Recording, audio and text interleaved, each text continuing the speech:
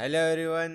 क्या हाल चाल, सत श्री अकाल, केम छो यार, जो भी समझो तुम लोग, जो भी तुम्हारे भाषा में कहते होंगे, ठीक है ना। तो यार आज हम अगला चैप्टर लेके आ गए हैं जिसका नाम है the making of global world. History का फोर्थ पार्ट है ये हमारा। और ये आपको मालूम है एमसीक्यू सीरीज चल रही है, तो हमारा फोर्थ लेक्चर है।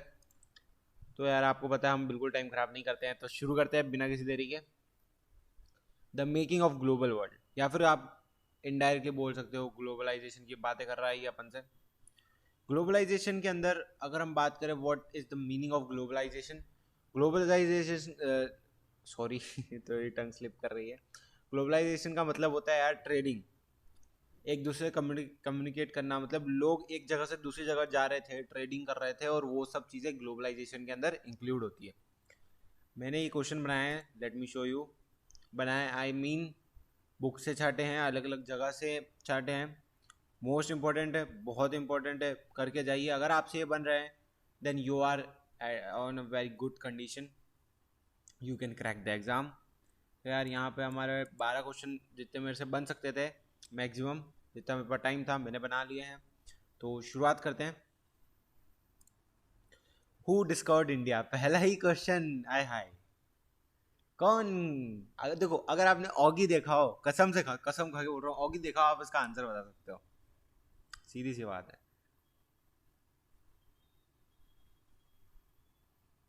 सो आई होप आपने निकाल लिया होगा इसका आंसर। तो इसका जो आंसर है वो है वास्को डिगामा।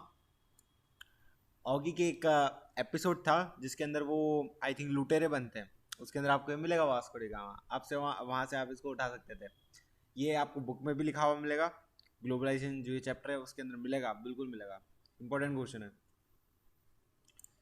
चलते हैं अपन अब अगले अगले क्वेश्चन पे चलते हैं, ठीक है।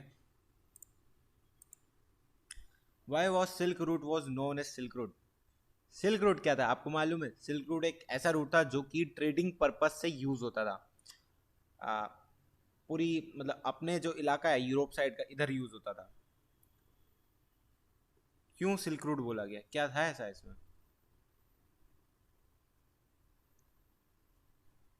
तो यार इसका जो रीजन है, जो आंसर है वो है A, as it was originally use for silk. शुरुआत में चाइना से जो सिल्क आती थी उसके लिए इसे यूज किया जाता था, and that is why this is known as silk route. Okay, इसका कोई बाद में गोल्ड लाया गया इसके ऊपर, बाद में हमने इस पर सिल्वर लाया, तो इसका मतलब ये नहीं है कि आप इसके ए और बी दोनों कर दो, नहीं, ऐसा नहीं है। चलते हैं अपने अगले क्वेश्चन पे। हमारा अगला क्वेश्चन जो है इसके अंदर कहता है, इन हिस्ट्री, आई मीन आपको समझना पड़ेगा।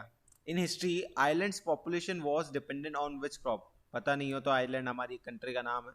सॉरी, यहाँ पे ये गलती से लग गया मेरे से। आइलैंड जो थी,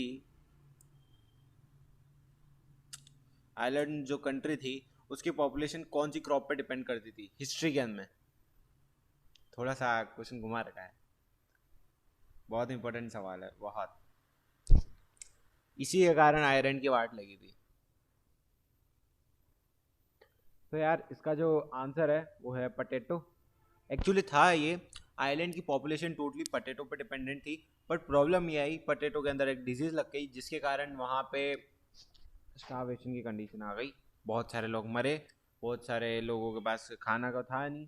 जैसे, और यहाँ से हमको ये हमारे बुक में लिखा हुआ है कि उनके क्रॉप पटेटो पे डिपेंड करते थे वो, ठीक है ना। अगला क्वेश्चन है हमारे पास, एक मिनट में हटा दूँ इसको। European spreaded with disease in America Africa. European trade करने आए थे अफ्रीका पे, बट जैसा कि ब्रिटिशर्स ने इंडिया में करा, सिमिलरली वहां पे यूरोपियन ने अफ्रीका पे कर दिया। बट कौन सी डिजीज फैलाई थी, बात ये हो रही है।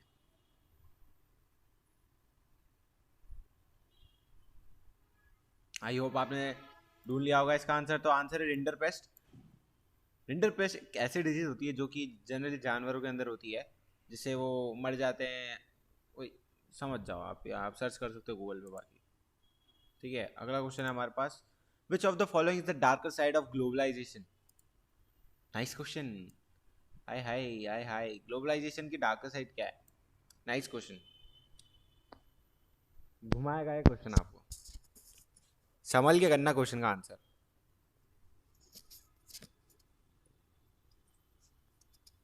आई होप आपने कर दिया होगा। तो यार इसका जो आंसर है वो है डी, नहीं बी आंसर है बिल्कुल। मनी कोई नहीं, नहीं कोई दिक्कत नहीं है, सिर्फ रिसोर्सेज कोई दिक्कत नहीं, colonisation, sorry I am really sorry, colonism. ऐसा क्या है यार कॉलोनिज्म में? कॉलोनिज्म मतलब होता था एक कंट्री दूसरे कंट्री को अपने फायदे के लिए यूज करती है, और जिसके कारण जैसे कि ब्रिटिशर्स ने इंडिया को यूज करा, आपको पता है हमारी हालत क्या है, दैट्स वाई। फिर भी हम बहुत ग्रो कर लिया है हमने। तो हमारा अगला क्वेश्चन है, which are of the following are in allies? You know what is allies? First world war, two groups, one of them is allies. Just now tell me, कौन कौन था एलाइज में?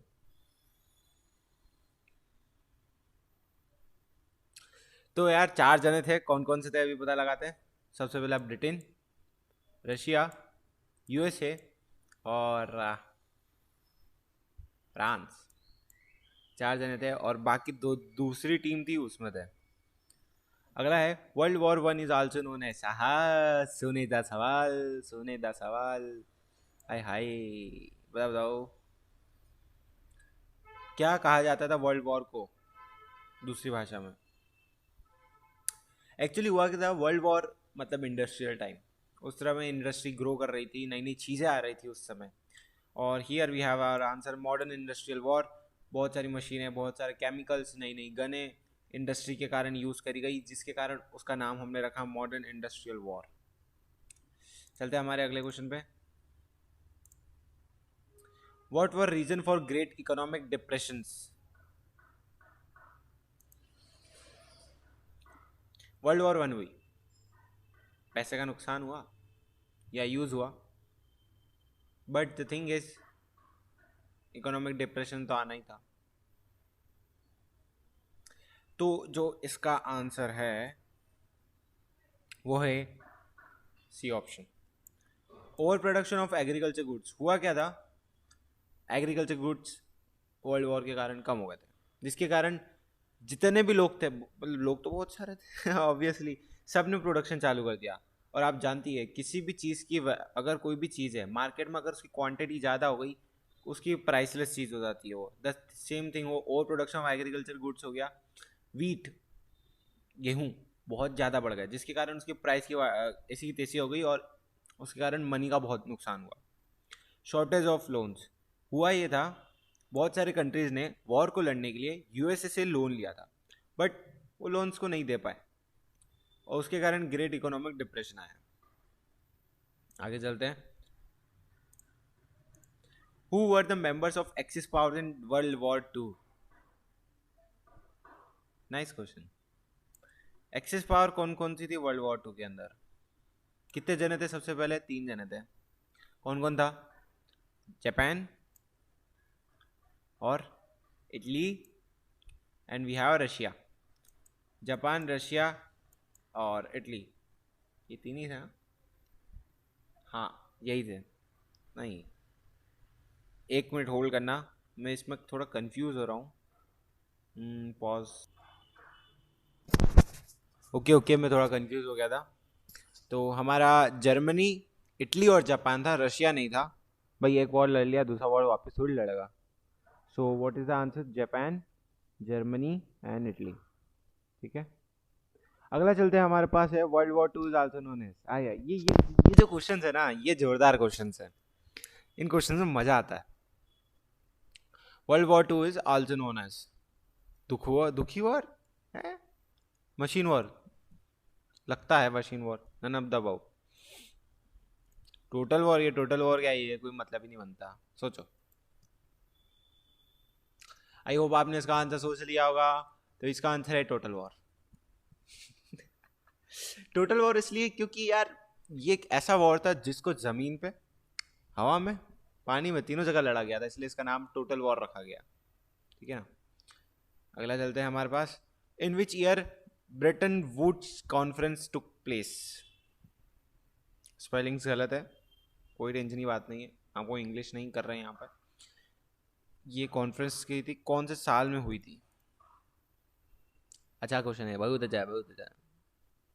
आई होप बाद में answer निकाल लिया होगा। तो 1944 में हुई थी ये, ठीक है। अगला अगला और आखिरी क्वेश्चन हमारा, what is the full form of IBRD। देखो यार, फुल फॉर्म जितने भी होते हैं वो आपको पता होना चाहिए। फुल फॉर्म कुछ भी पूछा जा सकता है, किसी को पता नहीं है। मैं इसमें नहीं कह सकता, मैं ये बता सकता हूँ यार ये पर्टिकुलर चीज़ जो इंपॉर्टेंट है, बट फुल फॉर्म वो कुछ भी पूछ सकते हैं, उसका हम कुछ नहीं कर सकते। IBRD का क्या फुल फॉर्म है, आई होप आपने निकाल लिया होगा। क्या ये है, क्या ये है, क्या ये है? यही है answer, international bank for reconstruction and development. Registration में मत चल जाना, रिप्लेस में मत चल जाना, ध्यान रखना इस बात को। तो यार इसी के साथ हमने हमारा सब खत्म कर दिया है। और कुछ नहीं, सब्सक्राइब कीजिए, शेयर कीजिए, और एक एक करके ऐसे वीडियोस आते जाएंगे। और आप जानते ही हैं कि आप 10 दे रहे हैं, तो यार थोड़ा ध्यान दीजिए अपनी पढ़ाई पे। चलते हैं, पढ़ते रहिए, मुस्कुराते रहिए। बाय।